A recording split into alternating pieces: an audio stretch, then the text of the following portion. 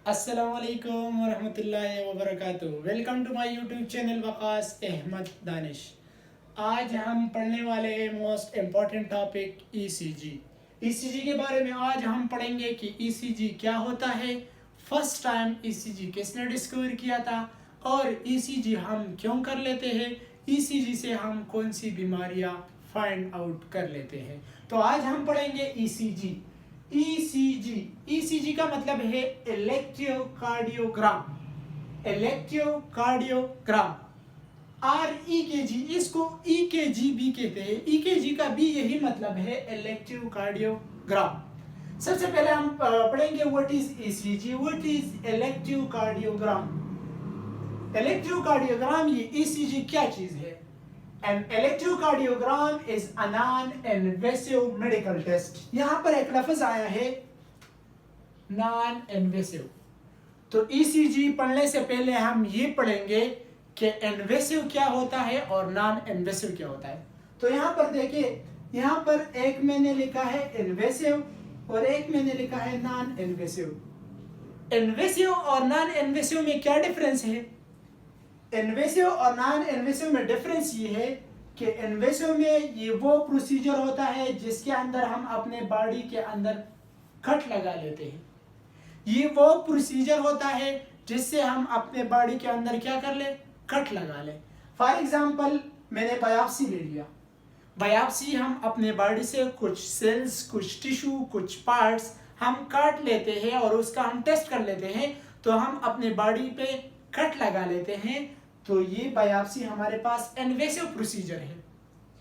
Surgical operation में भी हम अपने बॉडी के अंदर कट लगा लेते हैं। इसी तरह एंडोस्कोपी और एंजियोप्लास्टी में भी हम अपने बॉडी के अंदर कट लगा लेते हैं। तो इसको हम इन्वेसिव प्रोसीजर कहते हैं। नॉन इन्वेसिव प्रोसीजर किस चीज को कहते हैं? नॉन इन्वेसिव प्रोसीजर इसके मुख्तलिफ है, डिफरेंट है। वो प्रोसीजर जिस हम अपने बॉडी के अंदर कट नहीं लगा लेते हैं। Procedure that body do not involve cut, हम अपने बॉडी के अंदर कट नहीं लगा लेते हैं, तो इसको, उस प्रोसीजर को हम क्या कहेंगे? Non invasive. फॉर एग्जांपल, हम एक्सरे कर लेते हैं, अल्ट्रासाउंड कर लेते हैं, MRI करते हैं, ECG करते हैं, तो अपने बॉडी के अंदर कट नहीं लगा लेते हैं। तो इस किस्म प्रोसीजर को हम नॉन इन्वेसिव प्रोसीजर कहेंगे। एक हो गया इन्वेसिव प्रोसीजर और एक हो गया नॉन इन्वेसिव प्रोसीजर। तो ये जो ECG है, ये इलेक्ट्रोकार्डियोग्राम, ये हमारे पास नॉन इन्वेसिव मेडिकल टेस्ट है। इसके अंदर हम अपने बॉडी के अंदर कट नहीं लगा लेते। तो ECG का डिफिनीशन हम इस तरह करेंगे कि ये ECG हमारे पास नॉन इन्वेसिव मेडिकल टेस्ट है, जिसके अंदर हम अपने हार्ट के अंदर जो इलेक्ट्रिकल एक्टिविटीज होती है उसको हम मेजर कर लेते हैं। हमारे हार्ट के अंदर जितने इलेक्ट्रिकल एक्टिविटीज होती है तो उसको हम मेजर कर लेते हैं इस ECG के थ्रू। फिर जब हम इसको मेजर कर लेते हैं तो इससे हमें क्या, किस चीज का पता चल जाता है? इससे हमें हमारे हार्ट के अंदर जितनी भी हमारे हार्ट के अंदर डिजीज हो, हमारे हार्ट के अंदर एबनॉर्मलिटीज आया हो, हमारे हार्ट के अंदर हार्ट रिदम जो है इसका पता चल जाता है। और इसके अंदर हमारे हार्ट के अंदर जो हार्ट अटैक है, हार्ट फेलियर है, इसी तरह हमारे पास एरिथमियाज, हमारे हार्ट के अंदर जितनी भी डिजीज हो, हमारे हार्ट के अंदर जिस पार्ट में भी कोई मसला आया हो, तो इस ECG से इसका पता चल जाता है।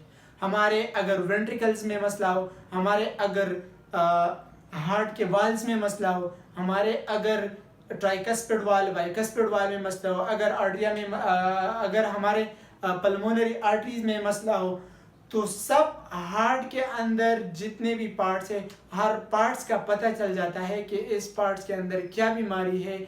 इससे इस ECG से इसका पता चल जाता है।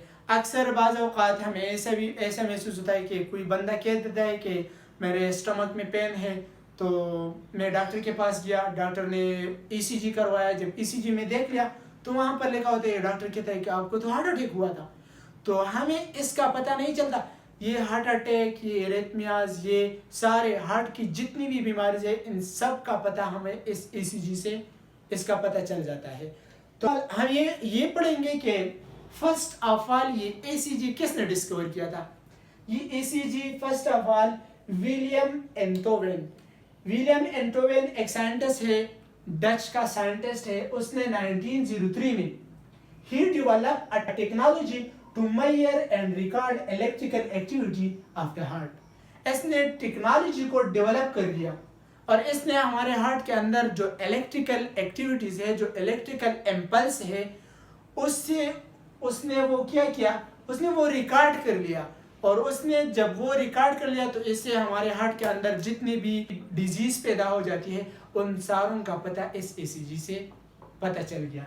फिर इसको 1924 में मेडिसिन में इसको नोबेल प्राइज भी मिला है। तो ये था हमारे ECG के बारे में।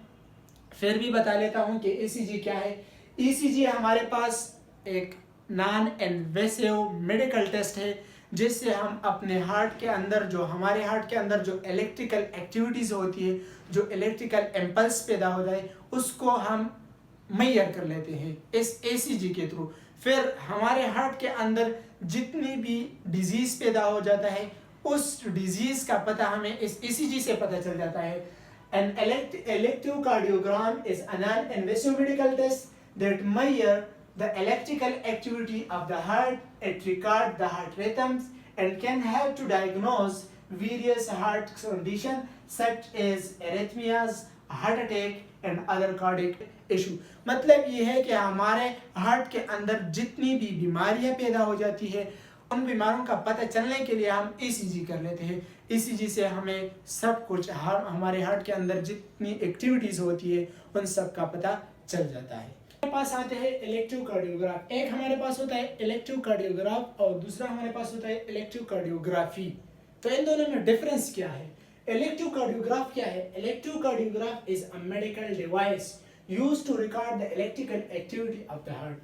एक्चुअली ये इलेक्ट्रोकार्डियोग्राफ जो है ये हमारे पास मेडिकल डिवाइस होता है। ये हमारे पास मेडिकल डिवाइस होता है।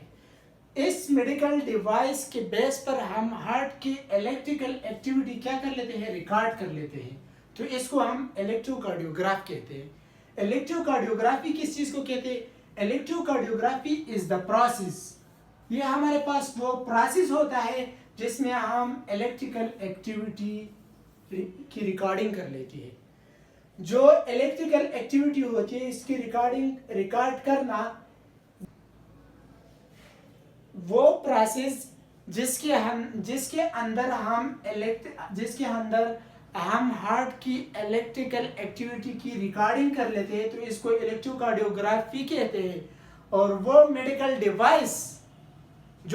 डिवाइस होता है जिसके अंदर हम उस डिवाइस को हम इलेक्ट्रोकार्डियोग्राफ कहते हैं। लेकिन जिस प्रोसेस से इसकी रिकॉर्डिंग हो जाती है तो इसको हम इलेक्ट्रोकार्डियोग्राफी कहते हैं। तो ये था हमारा लेक्चर ECG, इलेक्ट्रोकार्डियोग्राफी पर।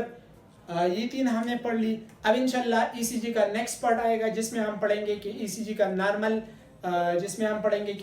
नॉर्मल जब जो ग्राफ बनता है वो किस तरह बन जाता है। तो इसमें वो हम डिटेल से पढ़ेंगे।